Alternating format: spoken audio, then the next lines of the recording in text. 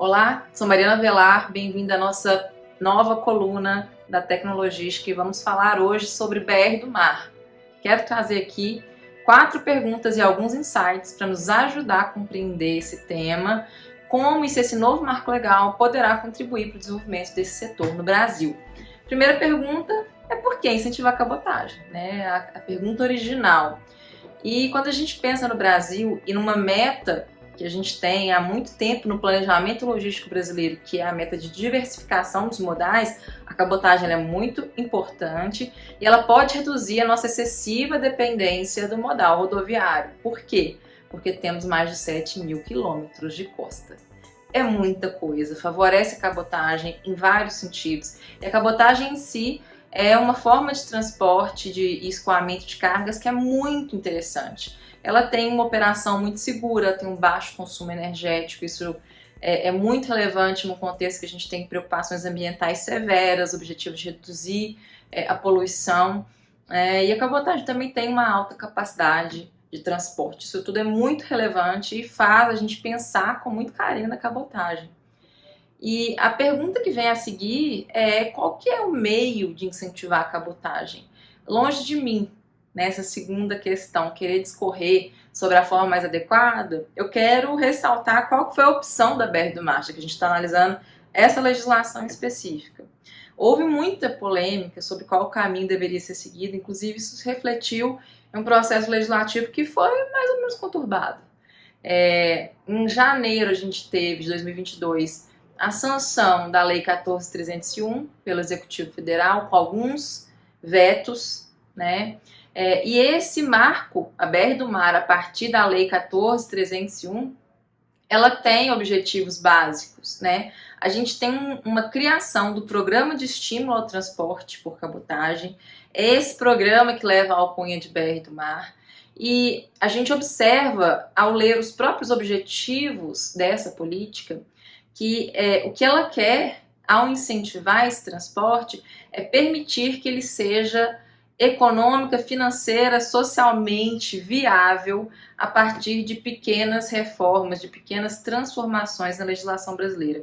Seja por incentivos que o próprio governo vai fornecer, seja pela redução de certas burocracias, pela retirada de algumas barreiras de entrada que classicamente atrapalhavam o desenvolvimento desse setor.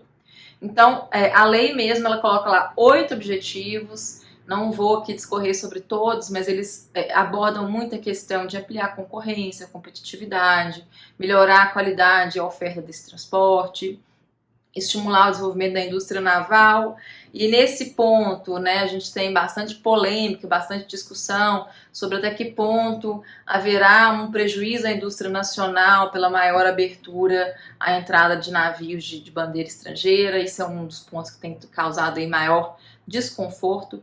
E um ponto interessante que a lei aborda é a otimização do emprego dos recursos oriundos do adicional ao frete para renovação da Marinha Mercante, o AFRMM, que foi um dos pontos mais polêmicos na discussão dessa lei. O que eu acho importante que a gente destacar sobre a opção da lei? Ela focou muito em desenvolver 2 modelos de negócio para o afretamento na modalidade de cabotagem, né? O primeiro modelo seria o afretamento a tempo, time charter. Esse modelo ele permitiria a flexibilização de usos, né, de embarcações com bandeira estrangeira.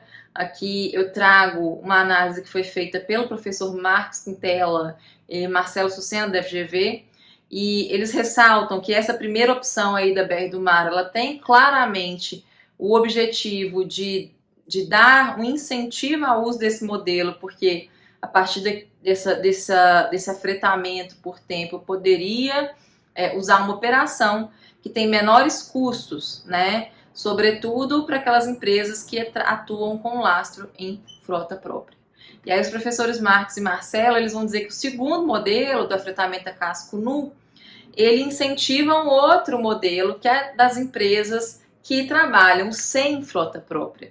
Então aqui o objetivo seria permitir que empresas entrem no mercado com menores investimentos de entrada, nesse processo de entrada. E nesse caso, os navios teriam que entrar muitas das vezes aí operando com a bandeira brasileira. E a gente sabe que uma das grandes questões da cabotagem é os custos operacionais de se operar com a bandeira brasileira, que são mais altos, né, que tem aí um peso muito grande e que não se resolve simplesmente com a política pública com o BR do Mar. Eu acho que essa é a principal ponto de crítica, né, de análise que a gente faz a esse marco. Ele não vai operar milagres, né, mas se ele conseguir entregar pelo menos uma maior diversidade de modelos para o afretamento de embarcações e tirar a insegurança jurídica que certas modalidades de afretamento possuíam no Brasil, e principalmente nesse caso do Time Charter, eu já considero que o mar contribuiu.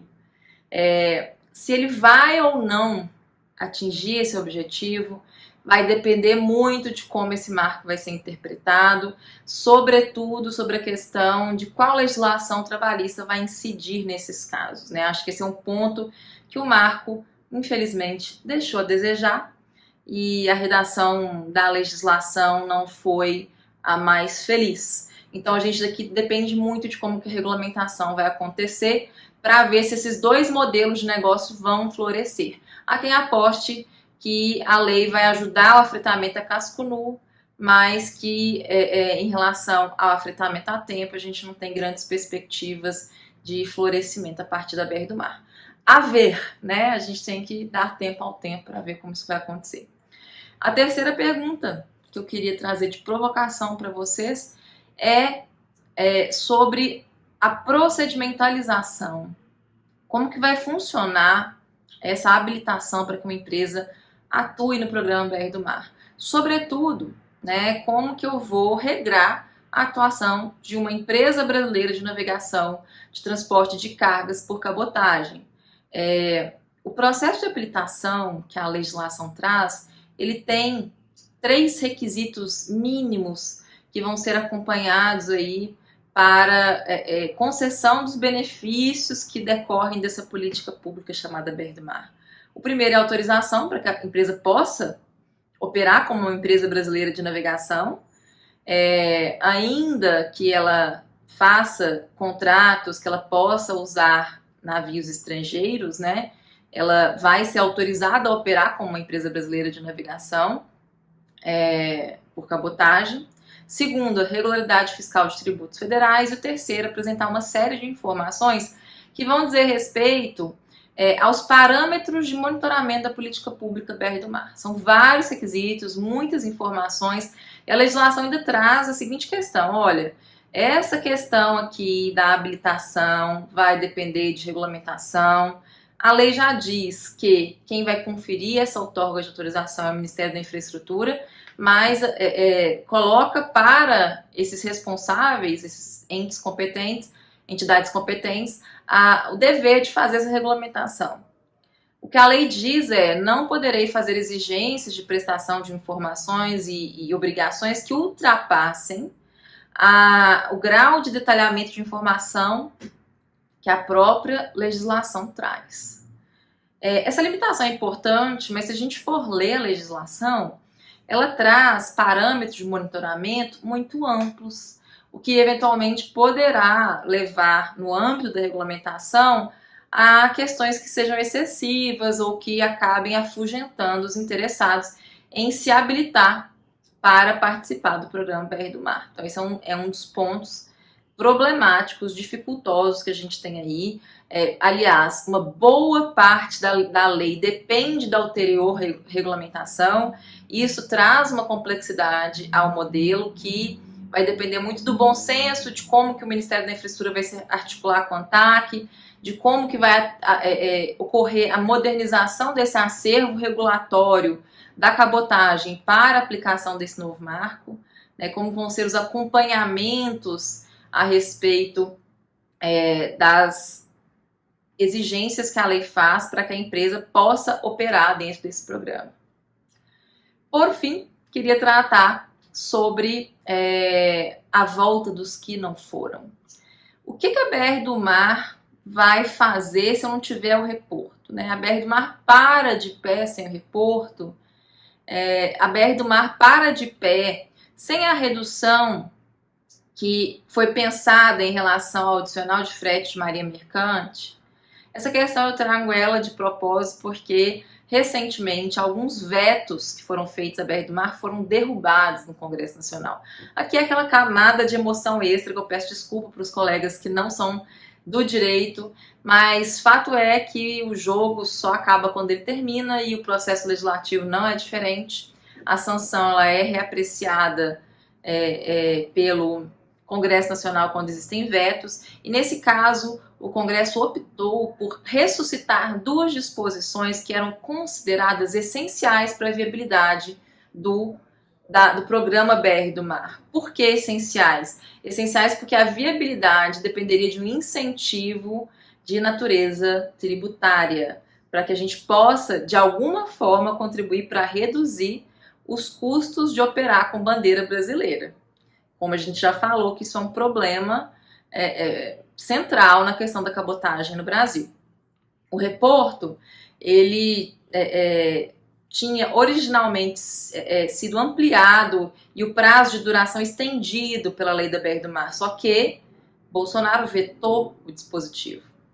E isso foi objeto de muita crítica. Em um artigo publicado no Valor Econômico, o professor Samir Nemes chegou a dizer que essa ruptura abrupta da BR do Mar encareceria em até 42% a compra de equipamentos, geraria um aumento de até 42%, melhor dizendo, da carga tributária, o que, obviamente, resultaria na redução dos investimentos para ampliar os terminais portuários, ferroviários e outras infraestruturas que são necessárias para que a cabotagem floresça.